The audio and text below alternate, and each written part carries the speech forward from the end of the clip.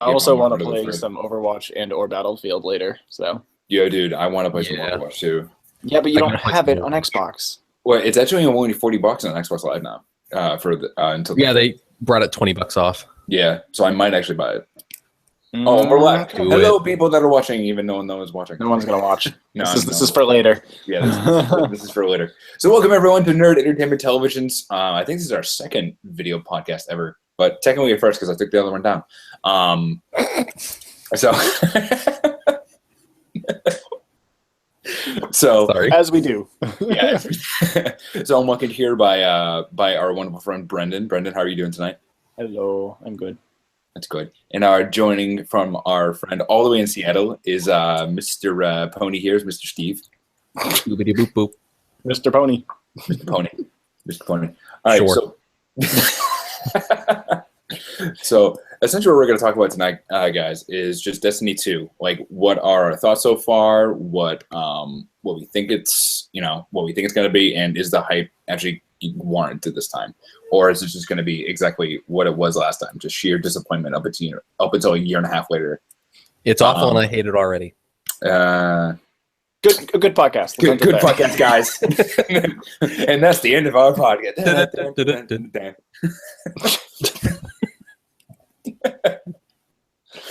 All right, so we know that Destiny 2 is launching on September 8th, 2017, and it's released for Xbox One, PS4, and for the first time ever on PC. And it's going to be exclusively on Battle.net, which it was a total thing out of left. Launcher. Yeah, Blizzard launcher. That was a total thing out of left field, and I never expected that. So it was like, I didn't necessarily expect it, but it makes sense. No, it totally makes sense. I didn't know that they had Blizzard's essentially owned by Activision. It's not owned by it. They're the same. They're merged. It's a merger. Oh, that was years ago.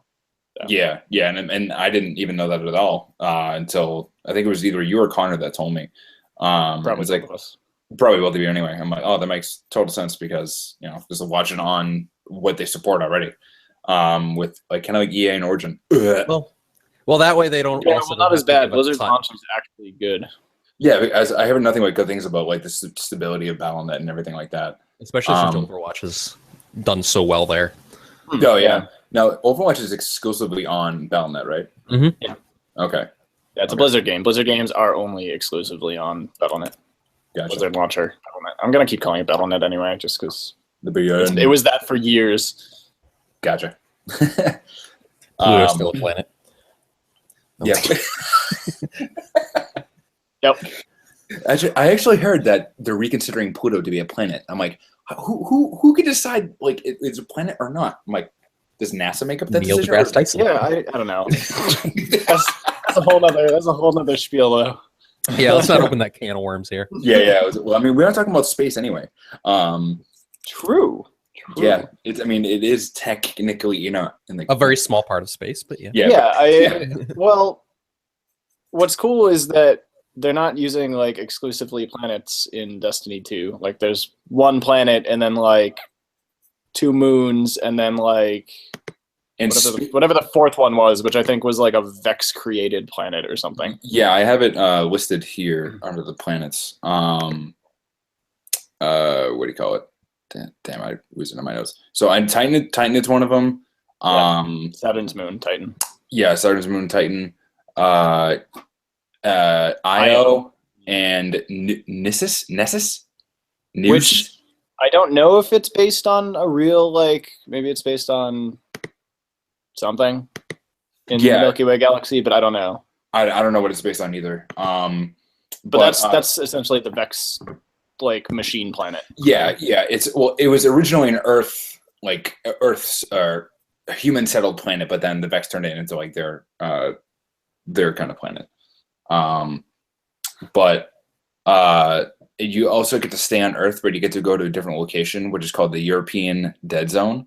Which I'm kind of glad that they're adding, but also that was supposed to be something that was in the first game. Yeah, exactly. So, I mean, at least they're keeping content that they already created, but...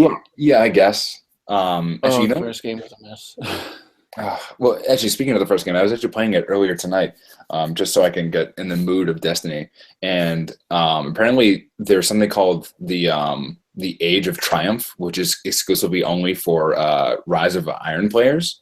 So I'm like, what the hell is this? I guess it's just like an additional 2 missions, and you get some bonus items. I don't know if it's missions, but they did something similar at the end of the first year. So by that point in time, I think only the first 2 DLCs were out.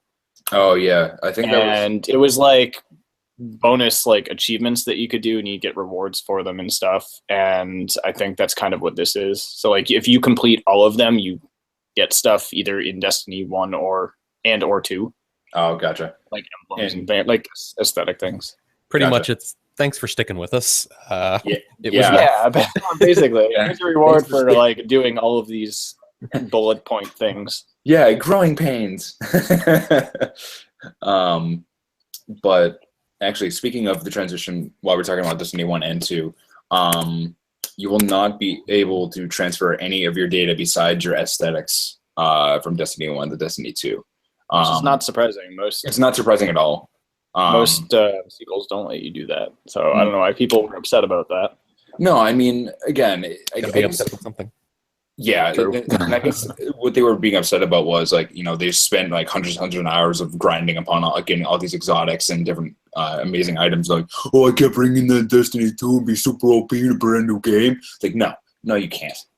Yeah, I mean, a lot of the times you can like transfer your character itself, which I think is what you can do. I think you can transfer your character itself, but you don't keep any of your items. Yeah, it's like or Mass loot. Effect. You don't keep all your levels or powers. Yeah, you're not going to stay. Yeah, but you Exactly. can transfer like the look of the character and your choices. Not that Destiny 1 had choices, but you Destiny keep the 1 look did of your character. Yeah, Because I think they're looking at more like it's an MMO than it is a fucking shooter with MMO parts.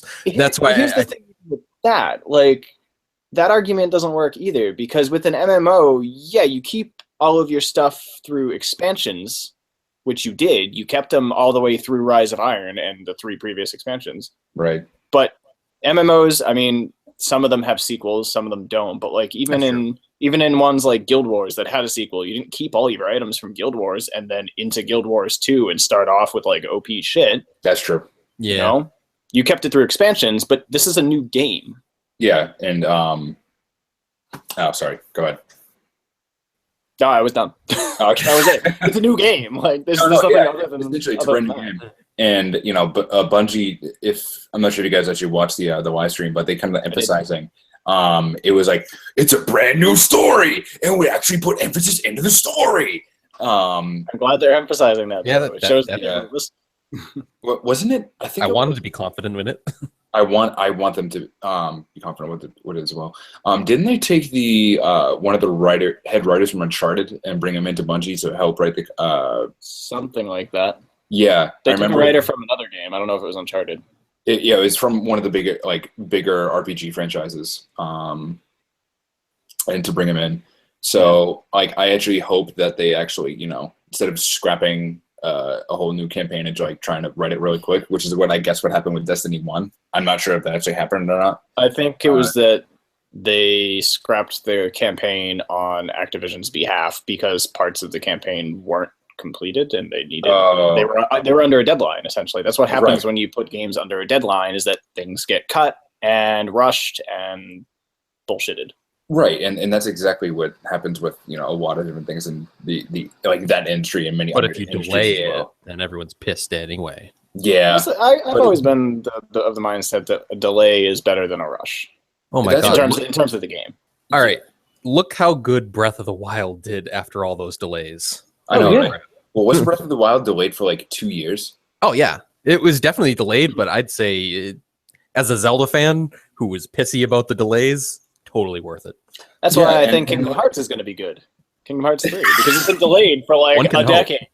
Yeah. If it's not good, there's another issue there. And where do you go to? Rockstar just delayed Red Dead Redemption 2 to 2018.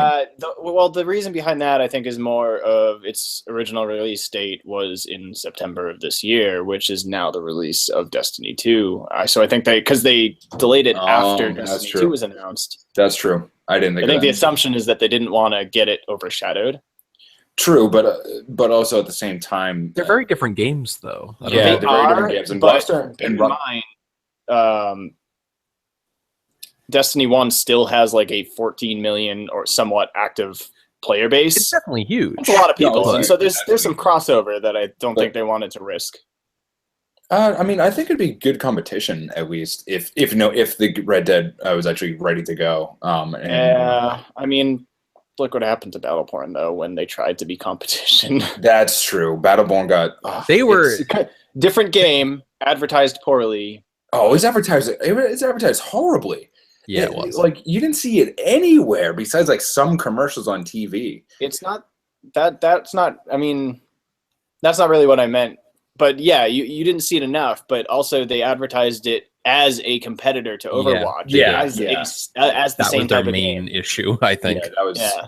But it was not. It was a very story-driven game. It was more cooperative than anything. Yeah, which is where Gearbox specializes. And its competitive wasn't like competitive shooter like Overwatch is. It was competitive like third-person MOBA like Smite. Yeah, exactly. Still hero-based, but that's about where the differences. I mean, that's about where the similarities end. Yeah, and did you guys ever play? Actually, did you ever play Battleborn? Well, I know you have, Brendan, but I'm not sure about you, Steve. I haven't played Battleborn now. I mean, it's hard to say that I've played it. I played like the tutorial level, and that was it. That's true too. But like, even just playing the tutorial level, it reminds you of like the Gearbox humor and all like the story-driven parts of the game, and it's just amazing. And it's a good game, I'm sure. It's just something I haven't. Gearbox did not plan that well. I was too busy with Overwatch at that point. Too busy with it. I was very late to the Overwatch party, but once I joined, I'm like, yeah. There's a reason why it's still going strong after a year. Exactly. Yeah. And actually, speaking of, and it will continue to. Yeah, and actually, speaking of Overwatch, with the year one skins, I think 76 is still one of my favorites. On that note, Destiny. Destiny. Yeah. I was about to say we're getting a little sidetracked. Yeah, we're getting. In classic NETV. We came back to Bungie Blizzard area at least. Yeah, we did. I think that's actually what got us off track, though. Yeah. So essentially, like, let's start off with the story. And while we were talking about the story, kind of a few minutes ago, anyway. Lack thereof. Yeah, lack thereof. As far as the story we know so far is, Gaul or Gaul, however you pronounce his name, is an evil dude who invades the last safe city on Earth, claiming that the Traveler was meant to be his, and he wants to steal the life for himself. So the thing about that I find interesting is that what's his name? Luke, the creative director for Bungie, was talking more that he said he's not like the enemies you faced, like Crota and all of them from Destiny 1. He's not like this evil entity that wants to wipe out all of humanity. Mm-hmm. He's more of like the jealous, spoiled brat that wants this to be his because he wants to be the chosen one. It's mine. So it's more that like it's more of a vendetta against humans because they got the Traveler. Not necessarily that he wants to wipe out all the other races. No, yeah, that makes a lot of sense. At least they're not rehashing again what they did with Crota and then what they did with whatever the other is his father, whatever his name was. I don't remember off the top of my head. All these people who just basically want to destroy everything. Yeah, it's a very big sci-fi cliche of big alien wants to kill humans because humans are bad. Yeah, exactly. We're a cancer upon the world. Or for literally I mean, we are. I don't blame them for wanting to do that. Yeah, me neither. But hey, on this day and age. Yeah. But yeah, no. So I think what was his name? Gaul. Yeah. I think him and his Red Legion will actually be fairly interesting enemies, which is good for a game that's supposedly going to focus more on the story. Right. And they've already shown off that there's, actual interaction with the vanguards, the Hunter, Titan, and the writing already looks like it's on a different level than the last one. Especially with the vanguards, I think. Oh yeah, they showcase them perfectly. They actually have personality now, other than Nathan Fillion. All of them have personality now. Yeah, I totally agree. And actually, that was one thing that was actually later in the notes. But you actually get to talk to more NPCs, and they give you side quests, which I'm really happy. And some of them, from what I understand, will actually do things with you. Oh, really? Yeah, that's what it looked like. They were showing off some of the patrol stuff, and it looked like there was a guy. Oh, you're right. Yeah. Who gave out a side quest and then kind of tagged along. Yeah, tagged along with you, which is really cool. I mean, it's something that's hasn't been done before, and it doesn't. Well, that's what it needs. We need interaction with the AI because to date, the first Destiny was just hey, I'm gonna hang out here in the tower, but you can go do all that shit, and I'll just sit here like a statue. Yeah, exactly. I'd rather see it feel more like an active world than just go to the hub world, talk to these guys. All right, I'll be right back. Oh, yeah, exactly. Here you go. I did it. Which is why I'm kind of glad the tower is just being blown the fuck up. Yeah, and speaking of hub, we don't have to go to orbit to go to different planets anymore. That's cool. That is very good. Because holy shit, the amount of time wasted. Oh my god, literally just in orbit and the loading screens are just literally a quarter of your time playing the game was just loading. It's a cool idea to do that instead of your average loading screen, but hey, no loading screens is better.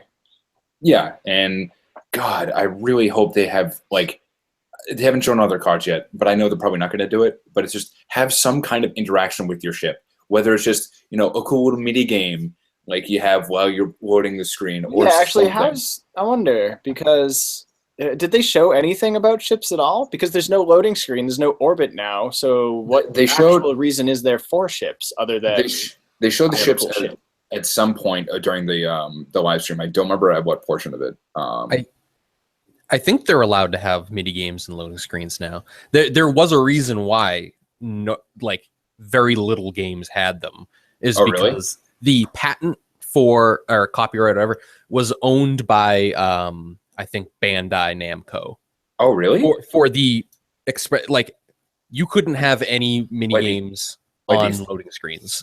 That was a specific thing that was owned by them, and that's why you see in the Dragon Ball games they have things like that. Is Katamari by Bandai Namco as well? I think so. Because Katamari has always had. Yeah, I remember in DBZ guy and patent expired in 2015. Bandai Namco, you're right. For 20 years they owned the patent, and on November 27th, 2015, it ended.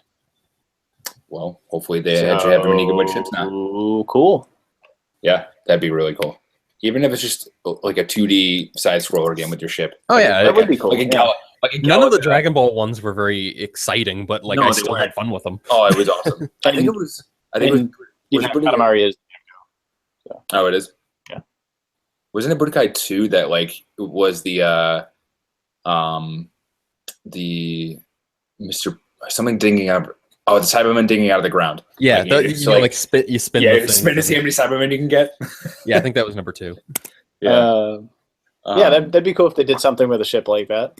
Yeah, that'd be awesome. Oh, a little 2D shooter, that'd be awesome. Yeah, just pew pew pew. You could even make it retro style and. Oh my god, that'd be pixely and whatnot. All right, so let's go to weapons. John on the phone. No. Yeah, John on the phone. How are you? We could take Collins. Colin number 1. Yeah. But yeah, so the weapon system from the weapon slot system from the original game is going away. Which was primary, but they're changing it. So in the first game it was primary, secondary, and heavy. And making it a little more versatile now, aren't they? Yeah, they are. And now they're going to change it to kinetic, energy, and power. Kinetic weapons, I guess, are just projectile weapons that shoot bullets, like a pistol or pulse rifle or something like that. Energy is for like machine guns and handguns. Maybe some other guns, and the power is more for like sniper rifles and fusion rifles and stuff. And grenade launchers. So one of the or any new weapons they might come up with. Yeah, it's true. One of the things that I think they mentioned about that was that the first 2 slots are more versatile than they lead to be anyway, because he was talking, I vaguely remember him talking about like having 2 handguns, one in your kinetic slot and one in your... Oh, you're right. You're absolutely right. Which in one way may not make sense, but if you think about like the difference in like special effects and powers that they had, like if you had like a Thorn in, one slot and Last Word in another slot. Yep. Both at the same time. Yeah, exactly, and I think that might not be the best example, but whatever. We definitely get your point. Like if you have like one thing that I will probably get a switch between them two is pulse rifle. I always love using the pulse rifle. I love a 3-round burst gun. I don't know why. It's just my preference. And then switching between that, and then let's say like just a standard auto rifle. Because sometimes I use an auto rifle when I get into like more of a CQB situation. Or something like that. Like I like having those two instead of having to go into my primary and having to switch them both. So yeah, I definitely like that. I think I used pulse more than anything. It was pulse and what was the single fire like BR type? I mean not BR, DMR type thing. Oh, I don't remember what it was called. I don't remember. Yeah, I don't remember what Destiny called it, but I know what you mean. The single shot rifles, basically. Yeah. For me, it was those single shot rifles and the handguns. Handguns were my absolute favorite in that game. I don't know why I can never use the handguns ever. Max, so fun. Max, I probably swear upon them, but I can never use them. I never liked them. I don't know why. I never used handguns in most shooter games. I don't know. Unless I needed but reload. My secondary slot was always a sniper rifle, no matter what. Yeah, once I got Icebreaker, I don't think that actually left my secondary slot because infinite ammo on a sniper rifle is OP. Yeah, it's stupid OP. And I hope they bring back melee weapons as heavy weapons because I love having a melee weapon as my heavy. That's the thing. I stopped playing Destiny as those were added, so I never really got the chance to do. You missed out, dude. Yeah, aside from like. What was it? The one story mission. Got in the one story mission that you like get the Sword of Crota or whatever. Yeah, well, there's the story mission, but I think you also get it in the raid too. Oh, I never played the raid, so I did a few times. I somehow managed to get a group together, which transition. I like that segue. Raid matchmaking is a thing now. Yeah. So speaking of raid matchmaking, thank God. I know. Seriously. So they have what's called guided games. Yeah. So they have 2 different things. They have raid matchmaking. Oh, that's true. Yeah, sorry. The guided games are like a clan-based system. Yeah, they're essentially clans that aren't full that are looking for like single players. But not necessarily to join the clan, but to tag along to different events. Exactly. Raids. So if you're a solo player and you have no one to play with, but you want to go do raids or whatever, you don't have to necessarily go into matchmaking and find a bunch of randos. You could go into these guided games, pick a clan that, there's like info about the clan or whatever, what they're like, they casual, whatever. Pick the one that sounds, good to you, join up with them if they're, your play style, and go through a one-off. Yeah, and I think that's actually really pretty smart. I haven't really experienced many games that do that. I don't think there really are any games that do that. No, but it's pretty. It's pretty innovative that they did it that way. At least for me, is if I'm a single player looking for that, if I'm just gonna look at people that hey, casual game, they goof off. I'm like, oh, you're my gamer. And then sometimes I would just be the occasional kind of douchebag, joining a hardcore person, and then just be.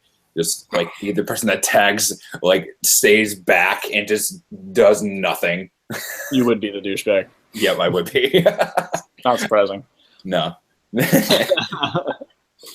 But no, it's a really smart thing that Bungie did, and also the way they're doing clans kind of sounds cool too, because in Destiny 1 you couldn't join a clan from in-game. I don't think you had to do it was like a third party, something like that. It wasn't third party. It was still Bungie. It was first party, but like there was no reason to it other than having like a clan tag, which oh boy. But now it's like you can actually view all of your clan members in game. You can. I'm not sure if you could do that in Destiny 1. I don't think you could, but I could be wrong. I hope but there's a whole bunch more features and stuff now. I hope more game creators realize that not a lot of people love going to other websites or other apps just to do something that they could be doing in the game, like Battlefield. To change your emblem or anything like that, you have to go on the app and change it there. The only thing about Battlefield's emblem being like an online creator is that you can not download, but you can copy the Java and paste like really. That is a good thing. Emblems. It would be. It's good to have that option on the website and stuff like that. But like, it would have been nice to be able to just like swap on the fly your stuff on the actual game too. Which is weird because so sorry to like go off topic a little bit, but no, it's fine because I'll bring us back in. I don't know that Destiny 2 is going to have any sort of like custom emblem thing because the emblems were always something that you like earned or you bought from the store, or I think there was like occasions where you could find them. Yeah, I just meant my main point to be that like it's better to I think at least to have as much as possible be on the actual game and not having to go to other places. Which is why nobody gave a shit about the lore in Destiny 1. Yeah, exactly. You couldn't see it in game. No more Grimoire cards either. Oh, the cards themselves aren't a thing at all either. As far as I know, from what I read, that Grimoire cards are not going to exist. Like I'm fine with them being a thing because they did help like add to the lore. The issue with those was that you couldn't view them in game. You would unlock them in game. You would see, hey, look, you got this thing, and then you'd be like, oh, where the fuck do I see it? I want to read it, but no, I can't read it while I'm actually in the game. Well, they pretty much worked like the database on Mass Effect, where you could just go to the menu and do that. But like, that's true. You could do that in game. Yeah, you can. So, game is better. In game is always better. The less like clicks away from something I need to get, the better. Yeah, there's no disconnect that way. Yeah, best design. Actually, but going back to the clan support, I think actually during the live stream they said you can actually have custom emblems for your clans. Did they? Yeah, I believe so. There was a lot in the live stream. So there was a lot. There's things I obviously missed, but that would be cool. That would be cool. Yeah. There would be a lot of penises. Yeah.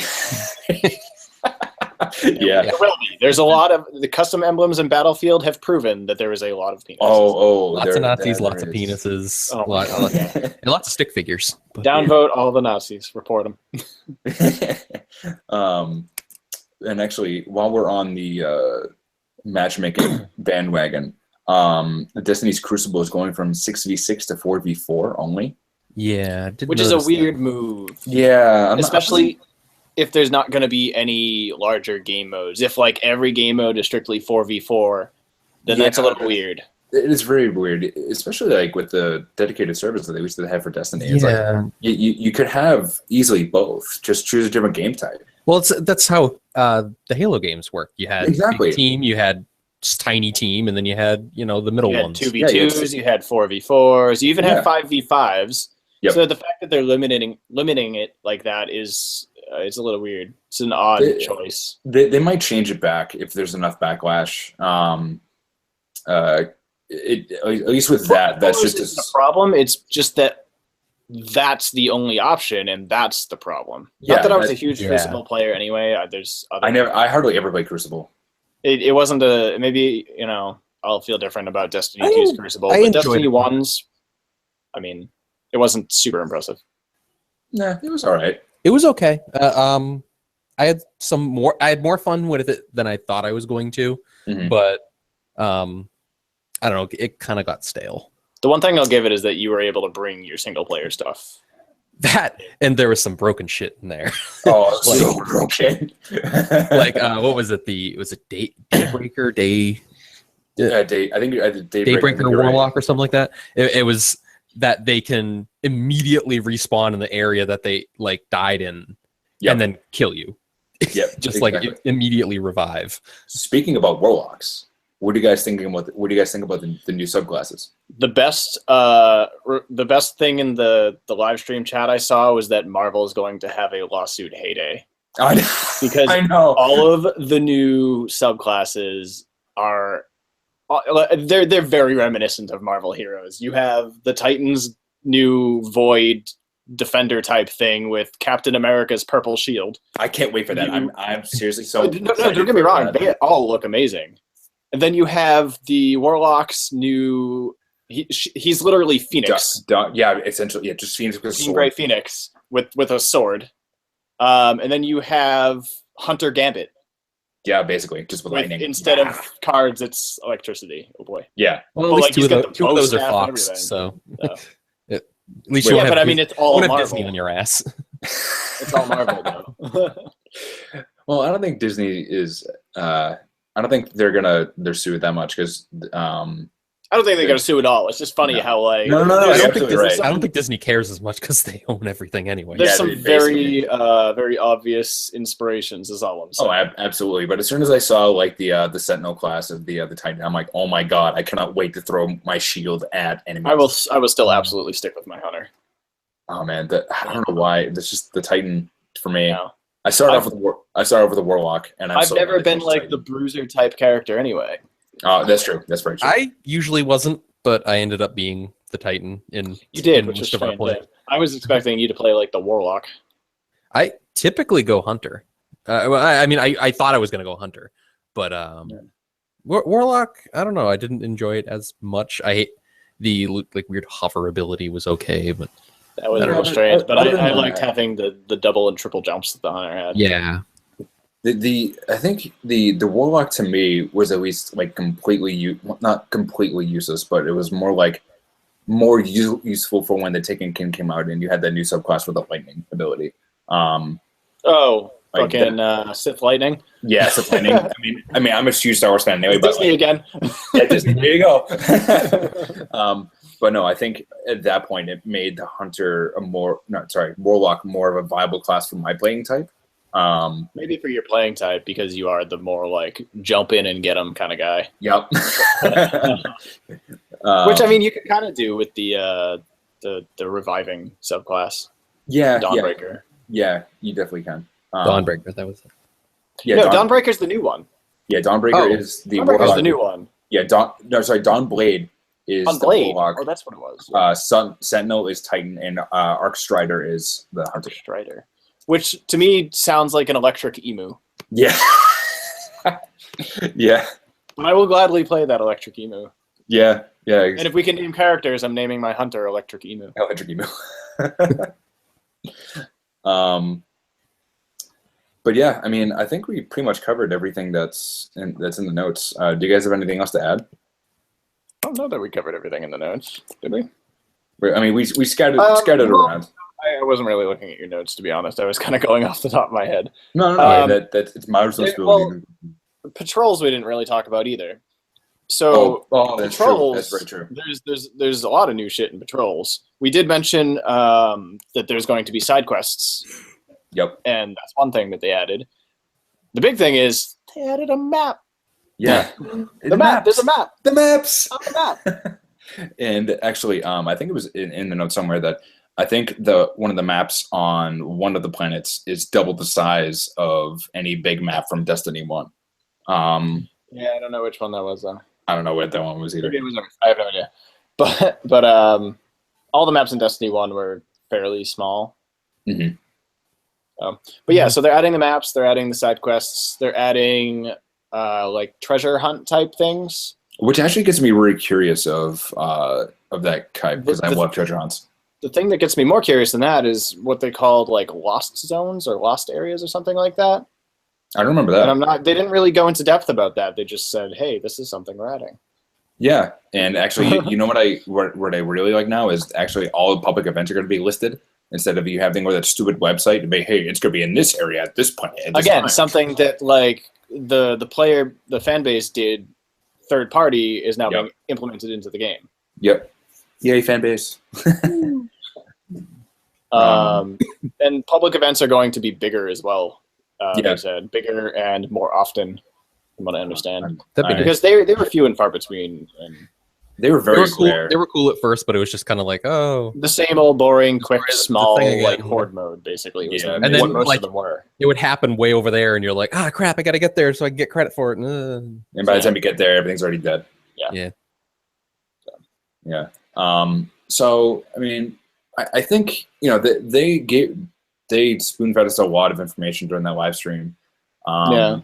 And I think obviously they haven't shown all of their cards yet, which it would be stupid of them to show all of their cards before E3. So I think we're going to get a few more surprises at E3. I really, really hope there's just a brand new class. I don't know what it could be. But I just doubt there will be, but maybe DLC. Maybe. So the thing is, there's nothing. I mean, not that it's impossible, but there's nothing that really said, "Hey, there's a reason for a new class to exist." Since the idea behind the game is that the Traveler is taken from you, so you lose your light, which means you lose your class and abilities. That's very true. So part of the fight is getting those abilities back, and I think that's where you get the new subclasses. I don't know if maybe you somehow manage to connect to the Traveler, or if you find some other way to access those innate abilities, but none of that would make sense to have a whole new class altogether. New subclasses makes sense. But makes sense. So is it going to be like, did they confirm that all the subclasses from Destiny 1 are going to carry over to Destiny 2? I don't think they've said one way or the other. And I didn't see any gameplay that showed off anything but the new classes. Yeah, same here. I was looking for it, but I didn't see anything. I'm wondering if, I'm not sure if it'd be smarter to keep them in Destiny 1, or like maybe bring them over but have like maybe change them a little bit. I don't know. Maybe maybe they'll come back. Did they announce 2 of the subclasses for each, or do they they've only announced just the ones? They announced one subclass for each, and the only thing that had any indication of the old subclasses that I noticed was Cade 6 using Golden Gun before the tower is destroyed. Yeah. But again, and also that's before the tower is destroyed and before the Traveler's taken. So bringing it over, it could add a lot of cool options. That way, there's so many different paths you can take. But that also could be kind of like too chaotic. Yeah. I mean, I can see how it could be too chaotic, but a lot of games, especially like MMO type games, have so many different paths you can take for every class, and there's usually more classes. I mean, it's obviously much more MMO than Destiny, considering it's like the king of MMOs, but World of Warcraft, all of their classes, which I don't even know how many they're up to now, maybe like 15 or something, all of them back when I played had 3 different subclasses you could take. And even within them, there was like multiple different skill trees you could take, and you couldn't take everything. So every character was almost 100% unique. Mm-hmm. But they all those classes, the dozen or so of them there were, had 3 different skill trees at the time. Yeah, if they can pull it off, then totally. I'd love to see more options available that way. It really feels like you're doing something different. Say if you do a second playthrough or a second character, you really have all these options ahead of you, and plus it would make for like really unique combinations when you do raids and things like that. That too. Yeah. But yeah, I think that pretty much covers everything. You guys have like any last comments before we cut it? I'm cautiously excited. Yeah, I'm pretty much in the same boat. Like, I really want it to do good. I obviously I'm not going to wish failure upon anything. Oh God, no! I wanted we want this to be good, but I'm not going into it as super excited as I did for Destiny 1 because that led to so much disappointment. So much disappointment, and then just like the endless grinding. I just remember my first like 30 hours of the game is just. You beat the campaign. It's like, what the fuck do I do now? Well, You sit in front of a cave and shoot at things. Yeah. Oh my god, the loot cave. That was pretty funny though. That was funny and actually fairly entertaining. But and I will admit, I was there doing it. It did not make good press for them, though. No, definitely not. But yeah, cautiously excited would be a great boat to put me into. But I don't know. Let's see what the E3 hype train brings us. Yeah, exactly. Well, E3, everyone lies and everything. Everything gets overhyped. Everyone lies. The industry is everyone lies, not just the world is everyone. Yeah. The world is everyone lies. Yeah, my parents are everyone lies. Don't lie to me. My dog didn't get given away. She got killed. What? Whoa. Sorry, was that deep? That was really deep. They got me right here. Right here, my World Martial Arts t-shirt feels. My parents were just like, cat died. we had two very different sets of parents. Yeah. They basically were just like, cat died. Want to go get a new cat? Meanwhile, I'm like 10, so I'm like, all right. Okay. Oh man. Well, yeah, no, I'm pretty excited though. So. Yeah. Well, Steve, thank you very much for joining us all the way across the country in Seattle. We'll be definitely doing this again sometime soon. Brendan, thank you for joining us. Do something for E3. Yeah, absolutely. I'm gonna try to plan to do a probably like a couple-parter podcast. And the other day, I'll just do like a live stream here because it's a lot easier for editing. So we'll see you then. Yep. All right, guys. We'll see you then. Peace. Bye-bye.